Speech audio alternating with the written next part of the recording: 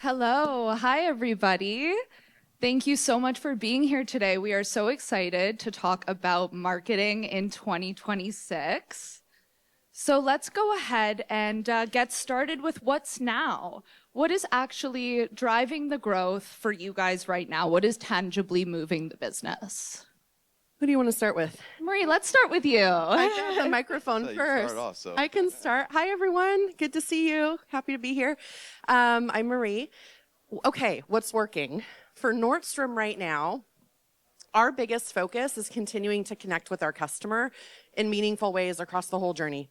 What that means for us is really recognizing that the relationship with the customer comes far before checkout, and specifically that it comes through loyalty. So we're making a lot of investments right now in continuing to enrich the experience through loyalty, think about how to make it more digitally enabled, thinking about how to productize loyalty, so creating more touch points for loyalty beyond just you get points when you purchase. So that's the biggest thing for us right now that's working. Beautiful. And Drew? Yeah, so for PepsiCo, we've done pretty much every campaign you could name in terms of upper funnel, lower funnel, big and bold, simple product forward price pack. I think what for us, the story, the narrative has been is fewer, bigger, better. So it's focusing and right sizing what we're doing. We try to be too many places to too many people, too many consumers, too many cultural moments. So I think for our brands, it's really just thinking about being more purposeful, more mindful of what we're doing, and having a singular focus, not only in the portfolio, looking at how beverage or food or snack, there's fiber, there's protein, there's prebiotics coming out. There's a lot of shiny things to glom onto. So how do we be more mindful as a portfolio, but also as a brand to know where's my lane and kind of stick there? And so that singular focus, I think we've seen is each of those brands are finding their home. And by finding their home, they're able to grow. Yeah, I love that. Protein is everywhere. Yes. Yeah. We have Doritos protein chips. I mean, I don't know what world Do you we're really? living in, but Where do you buy them? now everywhere. They're at your favorite store. No, here I'm selling here. But yeah, it's crazy. It's a crazy world. And Katka? Hi, everyone. Before I maybe answer, can I get a show of hands on who is familiar with Rituals Cosmetics? That's a fair amount. Thanks to everyone who's brand aware here. For those who are not, we're a Dutch brand, and we're in premium wellness and beauty. And we operate 1,600 stores, all of which are in Europe, Middle East, and Asia. So none in the US, which is why probably most of you haven't heard of the brand. But I wanted to just explain that, we are a very retail heavy and centric brand, which is closely tied to what I'm going to explain works for us, and that is experiences. We see our fleet of stores as a real asset, and that's where we focus all of our marketing efforts to try to get people to the store, because we see whenever they spend their time there, on average, anywhere from 3 minutes to, as long as half an hour when they come for an event, we get their undivided attention. And that is something that we don't get through any other medium. So trying to provide our customers with experiences, in-store events, activations, that's really something where we see tangible return, both on the short term as well as long term. Yeah, fantastic. Being able to touch your customers in person is so important today. Yeah. And actually, great segue into my next question. Where are you at with AI? Where do you see AI genuinely helping your teams today? And where do you feel it is still more hype than help? Are we going this way now? Yeah. Okay, so AI, of course, it's the buzzword. We're on the second panel. I'm sure you're going to hear it a gazillion more times before the end of the day. What we do with AI is very heavily centric on the creative side of the business. So we really use AI to help us concept, to get, every possible idea out there and see it on a screen, because we see that just works so much better, especially for management throughout the process to really fast track everything.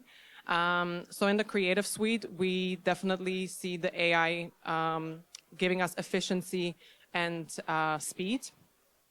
Where I feel like, was it also a question where it's not working? Yeah, where is it not working? So I think on the flip side of things, efficiency can also be something that is just, everyone expects that AI is going to make you more efficient.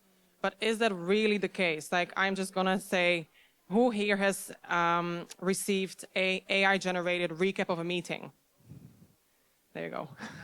that's All of us, one, I'm right? sure, yeah. Who of you thought that recap was too long? Yeah, there you go. So I feel like we expect AI to just click and it's going to generate me this amazing recap of a meeting, where it just ends up being this A4 that is much, longer and difficult to derive real action points than if someone just attentively sits in the meeting and recaps it in a short email.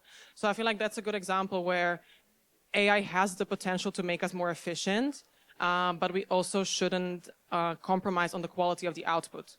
And I feel like that's where we're maybe we are trying to run before we can walk. So that's great on the creative side. Couldn't agree more. And then speaking more to the media side, for me, I was always hopeful that AI and any predictive intelligence would allow me to do my job easier, faster, better, quicker.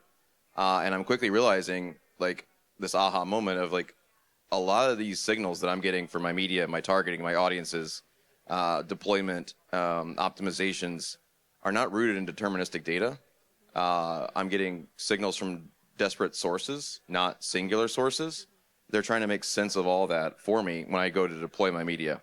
So I always want to think about how to predict where I need to show up and predict consumer behavior.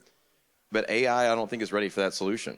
So I think what I'm just being more mindful of is, how do I use more deterministic signals in flight and use AI there?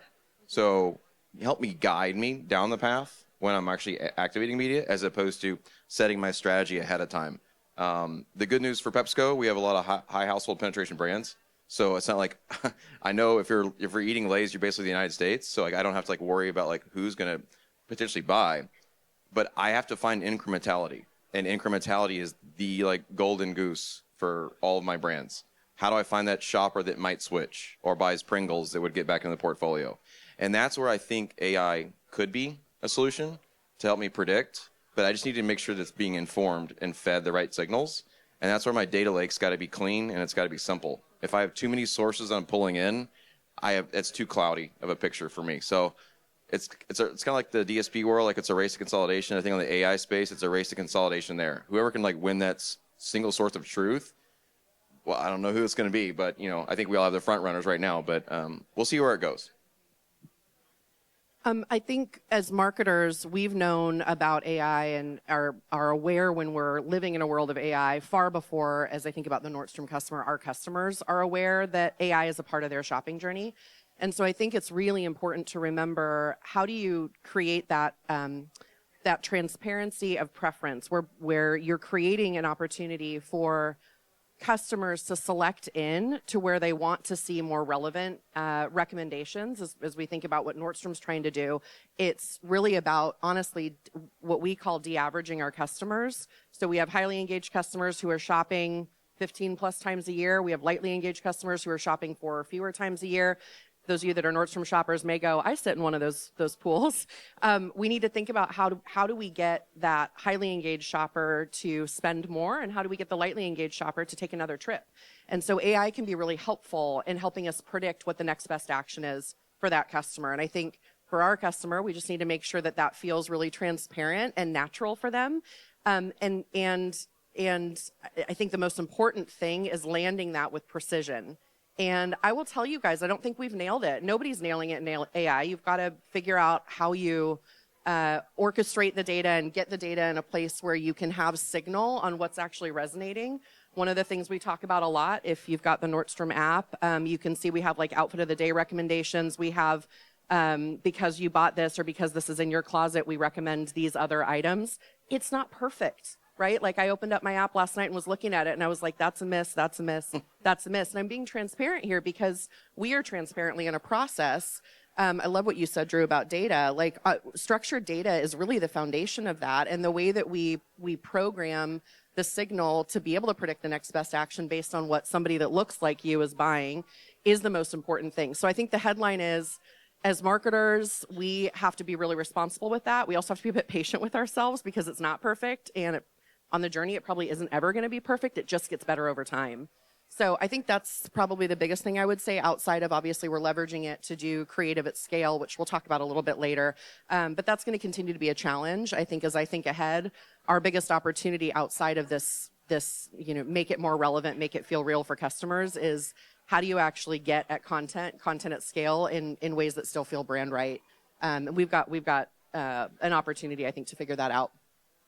Absolutely. Yeah. Thank you, Marie. That's actually a fantastic segue into, our next question about what's next. And as automation is increasing across media and content production, does creativity then become more or less important? Yeah, I can pick this one up. I've actually got my team on site next week for an on-site. We're talking about this. People leaders, how do we create openness to be more generative as teams? Our expectation with our marketing team is that they're generative. We're not necessarily relying entirely on agencies to just bring us ideas. My expectation is hands-on keys teams are creatively generating ideas.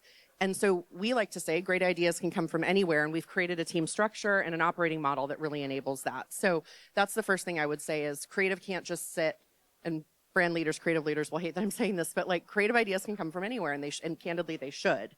And AI can be helpful in that. And I think what we've found is, at least what I've found, is AI is really helpful when you have a blank page. It can help at the starting point, and it can help you finalize it. But the messy middle, to your point, I love that you said A4, like it's Kaizen language. The messy middle, it still requires a lot of human intervention. It's not good yet. It can be a generative tool for you, but you can't rely on it entirely. And so I think we're at this tension, which I know we'll talk about a little bit later, as marketers, saying like, well, what does the future of work look like? What does the future of our team look like? And I think the reality is, if you're using these tools day in and day out, the creative isn't great yet. People have 11, 12 fingers. We see that often. So we're kind of not touching it on that side. As we think about iterating in media, Drew, to your point, obviously as we think about creative variations, it's very helpful for us in that process. But outside of that, we're dipping toes, and there's still quite a bit of human intervention to make sure things feel brand right and candidly accurate. It's going to be hard to follow that.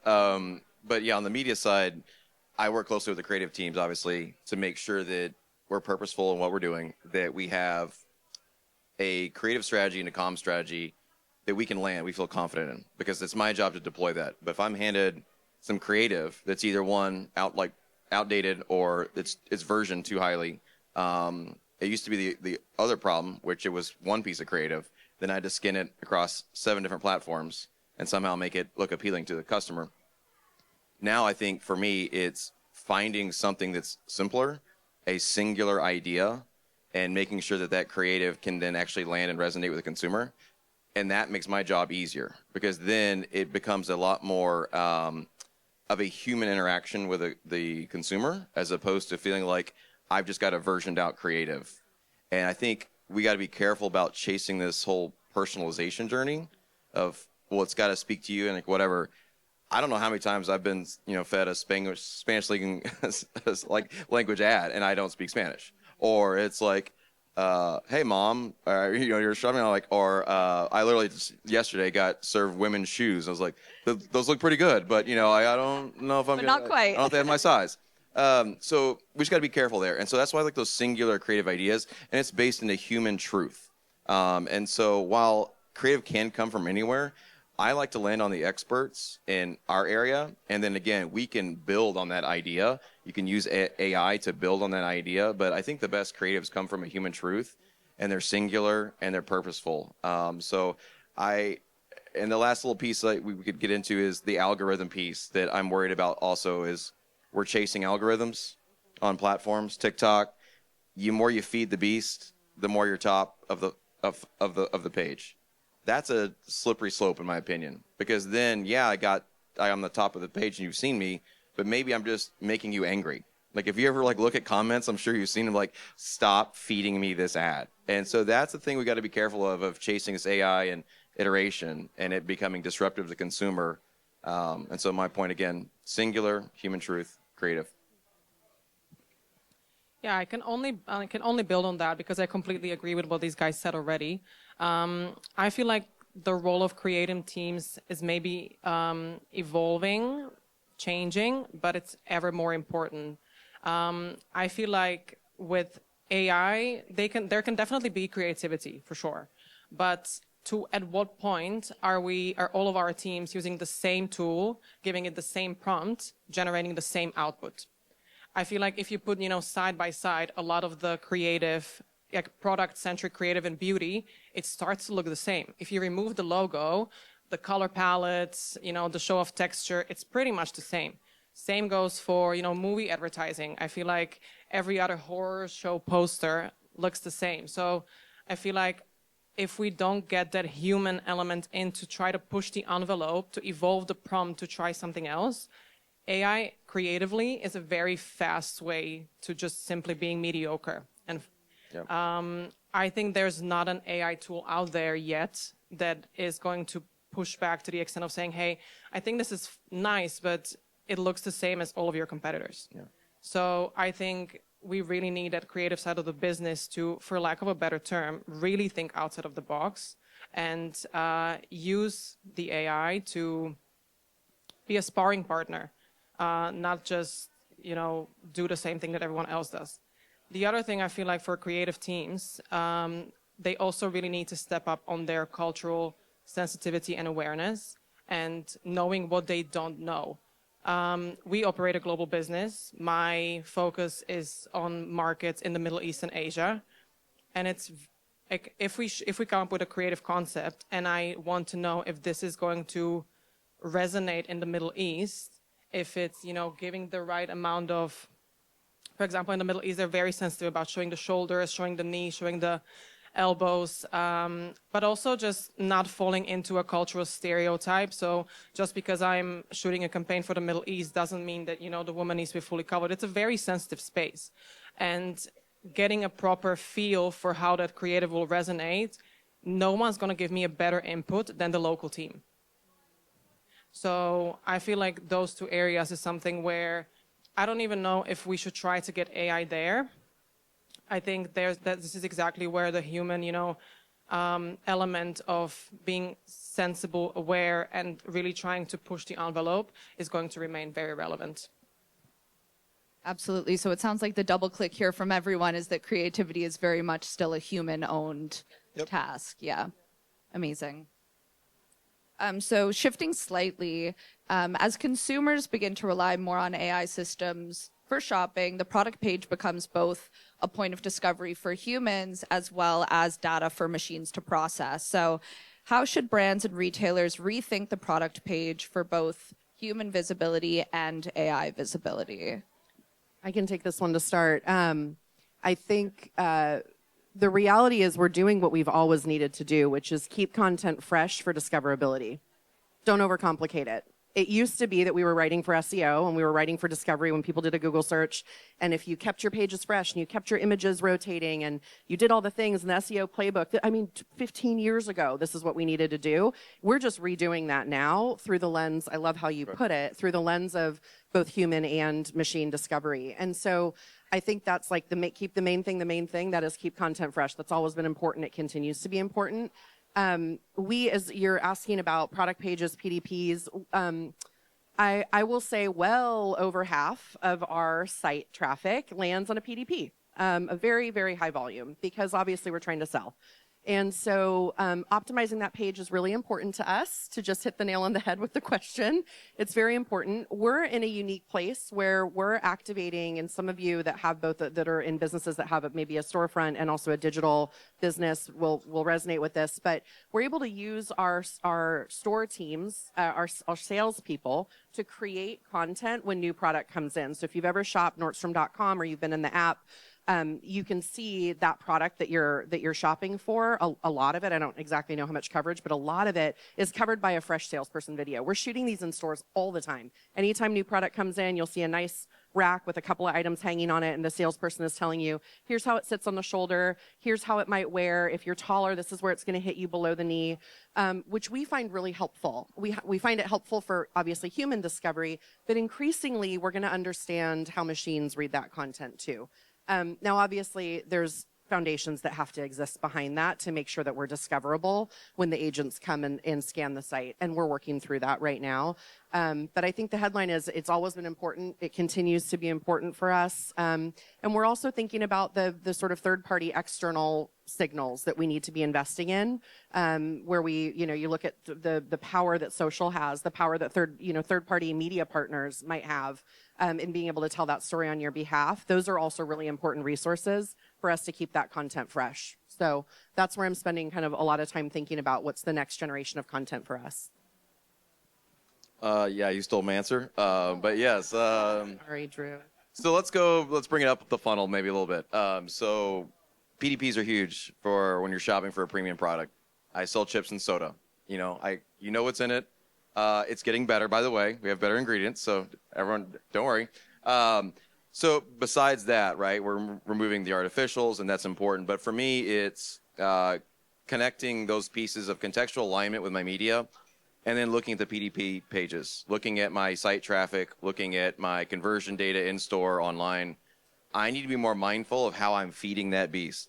So for me, to take the PDP and kind of put it on steroids, it would essentially need to have more of that information that's relevant to that consumer that realized they needed to land on that page to begin with. So that means, okay, I'm a mom and I have a couple kids. It's a multi-pack. So if it's I'm worried about my breakfast, I'm eating too much sausage lately, and I need to be healthier, so oatmeal. So how am I feeding those PDP pages with the right people that are coming to that page? Because if I'm feeding them wrong, they're going to get those high bounce rates. Then the people that are in ownership of those pages are going to go, well, wait a minute, maybe we should be doing something different with our content, or we should be driving discoverability with our add to cart feature, because yeah, you have Pringles, but how about buy Lay's? So if I'm feeding that engine, that beast, the wrong people, I think we're dead upon arrival. So just wanted to add a little bit of color there, because you again stole my answer. It's not about yours the was PD better. page. No. It's seriously, it's like that used to be the case, right? All the keywords had to be in there in your little bullet points or whatever. Like, we sell chips, okay? We're not curing cancer. That's what I always we say in the halls. It's like, it's not complicated, but it's all about finding that person that I know. And I think what this allows me to kind of elaborate really quickly on is the growth of retail media. So that's been huge for us. So we don't own point of purchase. So for me, yeah, PDPs are great, but I know why you're on Walmart.com, right? So for me, it's about how do I use that data to then feed those consumers to that page and then see that basket data. Am I driving trips? Am I driving frequency? Am I driving new buyer analysis, like our new buyers, and analyzing those metrics for me? And so that's kind of like enhancing the whole story, because you can tell someone a bounce rate on a PDP or like how savvy it is, but you need that complete picture, and your CMOs and your CEOs should be looking at that complete picture and not just the PD pages, because it's part of a bigger solution. Well, thanks, guys. Now I have nothing left to say. No, when it comes to the PDP, I'm just going to elaborate maybe a little bit on the fact that I feel like a lot of brands, ours included, we're deploying tactics. So, for example, filling the PDP page with FAQs and making sure that, we're answering the questions that someone going to a GPT might have. I feel like what there's less chatter about, and there's also a lot of obstacles to clear this, is getting, if we talk about discoverability as the end goal, that we need to talk about much more than the PDPs, right? I feel like brand clarity, PDP is just one element of that. Say in our case, for example, we really stand for clean beauty. A lot of our ingredients or products are 90% natural origin, so that's one of the things we really want to be known for. So if someone goes to ChatGPT or whatever other engine out there and searches for what are clean beauty, I want them to find rituals. Even if I stuff every single PDP with a clean beauty or natural origin ingredients keyword, it still isn't going to get me up there if the rest of my content across the entire ecosystem, from social to everything else that's out there, isn't going to speak to that and talk about that angle through more than just natural ingredients. I feel like there's a lot of, when it comes to GPTs, a lot of the criteria that they look at is, do you as a brand have authority in that space? Are you a clean beauty brand just because you put your natural origin ingredients on your PDP, or because you genuinely, have certifications, awards? Like, is this a red thread through every piece of your content? So I feel like if anything, GPTs are becoming better at calling BS, to be honest, on brands. And I think PDP level, of course, that's a must-have. But the brands need to your point, at this very highest levels of the organization, be willing to choose what we as a brand want to stand for, and then be very critical on how that reflects across every single touch point. Yeah, that's a great point. It does need to be a very holistic approach. Drew, did you have something you wanted to add on that? No, I think we drained that one pretty thoroughly. I think that one is wrapped. That was thorough. No, you guys are fantastic. So, so at Pre, we've seen a ton of interest in our retail PDP agents, which optimize product pages, accounting for both AI discoverability and competitive positioning. So, building off of the last question, how important truly is PDP optimization for brands? And specifically in the case of Nordstrom, Marie, I know you spoke to keeping things fresh and generating in-store content, but can you speak to a little bit more how you actually do the optimization for your PDPs? Yeah, I mean, it's covering content, visual content, written content. And anything basically we're optimizing for any search intent that's going to come through, whether it's from a person or a machine. So where we're at right now on our journey is we're making progress. It's a really big initiative for this year, which I'm sure many of you are in your strategy and planning for the beginning of the year, or maybe if you're ahead, you did it in Q4. We're in it right now, and this is really one of the top conversations we're having is how do we get in front of the shifting way that people are searching. One of the interesting things we looked at over holiday is how much traffic was coming from agentic search. It's funny, I was talking to my team about this, and I have a 9-year-old son at home, and his nanny, his babysitter, we were talking over holiday about gift giving, and I was like, gosh, I'm feeling so drained. I've got these like wish lists for people, and I've got to just go this weekend and like transact on everything. And she goes, oh, I'm just shopping through chat. And it was like she's half my age, and it was like such an awakening for me that this isn't happening tomorrow. It's happened. Like there's patterns and behaviors already being established that require us as retailers, as marketers, to just simply move faster here. So I guess the short answer would be we need tools to do it right. We've got some tools. This year we're going to figure out the other tools that we need, and it's already here. It's upon us, absolutely. And Drew? Again, so the PDP is not like my direct wheelhouse, but what I would say is on the optimization piece, thinking about my portfolio of products, again, most of the products have been out there. So I'm more focused on new products. So, what do they taste like? What ingredients they have. So that's where, not the other hot button topic, influencer comes in for me. So I need to be realizing the discoverability, trial. There's a lot of influence in different platforms outside of the PDP that consumers want. So if you're trying on a dress or like shoes, you want to see like that person walking or like what it would look like on me. Okay, well, if I want to try the naked new product that has no artificials or flamin' hot dill pickle Cheetos, I wonder what that tastes like. Is that my type of chip or whatever? So that's where the influencer comes in. And it doesn't have to be this cultural moment that helps, oh, this is the best thing ever. It's almost like a tutorial. It seriously is like, this tastes good. It's like a cooking show. Like that heat is like spot on. That's like the new PDP page for me. You're literally almost getting excited about that. And it's another human eating the product. That's going to do a lot for my brands as opposed to just listing out on a bullet point or a PDP page, because I don't need the size, the garments, like what it's made of or whatever. It's pretty simple. I just need that experience. I need to feel like I want to go buy that chip. So for me, it's about thinking of those other touch points outside of the PDP, that whatever touch point you hit, you're fully informed of what those products are. And so if there's a new product out on the shelf right now that you see in the gondola when you go to Walmart, and you're like, I wonder what that tastes like. That's my fault. I should have educated, everyone on that.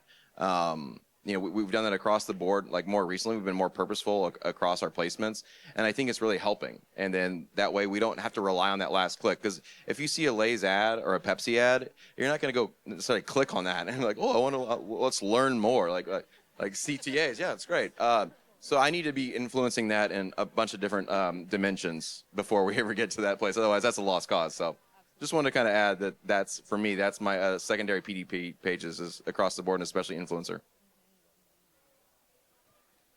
Yeah, I feel like I can sign my name under everything that these guys already said. The one thing I'll add is that PDP, again, is an important tactic today for us. If you own your own ecosystem, the conversations I'm trying to have is what is going to be the role not only of a PDP but of our website 3 years from now. Like Marie said, a lot of that not only discovery but also the full journey is starting to happen inside GPTs. Mm-hmm. If that's the case, why will people go to your website 3 years, 2 years, maybe 1 year from now? And that requires a complete re-engineering of that experience. Even if someone still clicks through to your website after they found you on ChatGPT or wherever else, GPT probably already served them majority of the information that they would find on your PDP. So if they do click through, how will you make sure that's still a value add to the experience? I'm very interested in personalized PDPs. So how is that sphere going to evolve? Because again, depending on from which touch point you land on the journey, right now it's a relatively static experience. Wherever you go from, you're getting served the same content. But in the future, hopefully not so distant future, I think there's a lot of space for solutions that help us tweak and personalize that journey and the information is given to the customer based on where they came from. So I think that's more thinking, 1-2 years from now, but it's not 5. And I think in the businesses that we work for, 1-2 years is as close as tomorrow. So we need to. That's a conversation I'm really keen on starting today. Yeah. That's a good point. Yeah, absolutely. Personalization is very, very important today. Absolutely. So I want to hear, Katka, I want to start with you. I want to hear a hot take. Let's talk about what's over. What marketing trend is everyone chasing right now that you think will fade faster than we all think? This might be a hot take. I am going to say creator economy or the entire, influencer business. What is happening now, and I feel like we're probably not alone there, we're changing the type, like who we engage with, what type of creators. We're really moving away from the macro influencers more towards the micro, even nano space. And that's what's happening again now. What I think will, be there in the future is for many reasons, right? I mean, we see that customers are not, authenticity is a big word. We're really looking for, we can see right through when someone's pushing something just because they're being paid. So the importance of trust and of a genuine recommendation is only going to become more important. So whether they're macro or they're nano, that they're getting paid to promote your product, right? So I feel like that creator economy is going to flourish for a little bit, but I wouldn't be surprised if in a couple years from now, there's a little bit of the pendulum swings another way because there's not going to be enough trust from the customer to whatever the creator is pushing, whether they're having 1 million followers or 1,000 followers. So I feel like that whole creator influencer space is something that's changing already, and I think it will change only further down the line. Yeah, that's really well said. I completely agree. And just to a little bit build on that, we get stuck about thinking that because we've learned how to optimize based on our big partners at PepsiCo. So like Meta, YouTube, TikTok, Amazon. We've kind of perfected it, and I feel like everyone expects that kind of ways of working just to continue the next 3 to 5 years. I think humans and technology will adapt quickly to new mediums and new forms. Like if you think about the evolution of Facebook, where it used to be like a business page or like you just talk to your friends, and now it's like when I open it up, I almost expect to shop. I think that's going to break. And so there either needs to be a team in your organization that's thinking about the next frontier or be working with these partners to build what's next. I like a lot what Amazon's doing in voice. I think that's huge. If I can just talk to something and get it, especially for me, again, the high health penetration brand, dimensionalizing video. We've already seen what Ray-Ban's doing with Meta and the visual wear. I think I want to encourage all the marketers not to get stuck in what we're seeing and just optimizing frequency and engagement on these platforms. I think that we're really quickly going to get a lot of disruption. And so we need teams focused on those consumers that understand those insights and where the behavior might change, and then a tech stack team that's actually looking at what are those building blocks, what are those partners that are going to come in and help me break through. Because that's almost the new culture. I know like Ray-Ban got a lot of credit for that MetaWear glasses, and it wasn't necessarily a celebrity or a Super Bowl event. It was like Ray-Ban is just innovative. Like they're just cool, and I want to be a cool brand. If I'm Cheetos, like I want to be cool. Can I hang out with the cool kids? And so I've taken a lot of my brand marketers out to like CES, and I'm like, what am I doing at CES? Like I sell chips. Like there's a smart toilet. I'm like, great. I don't know what that's for me, or smart farming equipment. But it's thinking differently about that. And I think for us, we'll be here in the next couple of years thinking completely different about this. And yes, AI will inform these, but I just think the entire engagement between brand and consumer will shift dramatically in the next couple of years. So stay on top of your game. I get the benefit of following two really good answers. I have two hot takes, one of which is for sure a build. The other is maybe new. First hot take is I think the mega influencer has already changed. And I think it goes back to the fact that we have oversaturated as brands our dependency on influencers, and thus the feeds are oversaturated with influencer content, and the net result of that is we don't trust things anymore.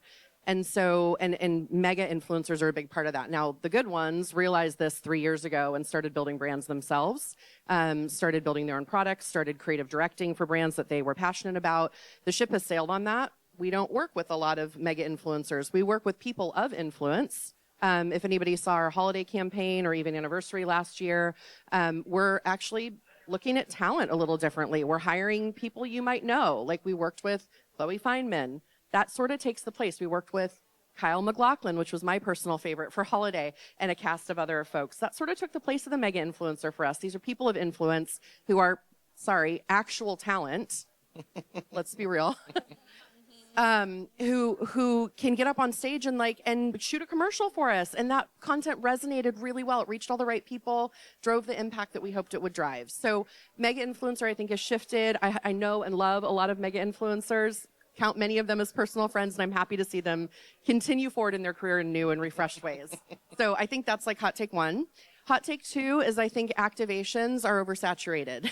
And this started, I'm sorry, present company, but this started, I don't know, I remember I was at Coachella as a fan probably 15 years ago, and it was when the sort of stage presented by this brand started happening. And I remember going, I'm just here to see Elliott Smith. Why is there a Doritos stage?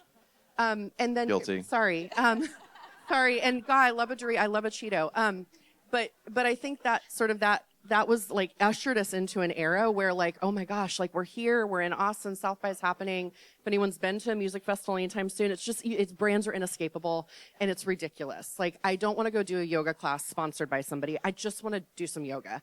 So I think we need to get more out of our activations. I think brands need to be a lot more intentional and thoughtful about not just splashing a logo on an activation and then checking the box. I also think we need to hold those activations. By the way, I love an in-person activation. I think we need to hold them to a higher standard.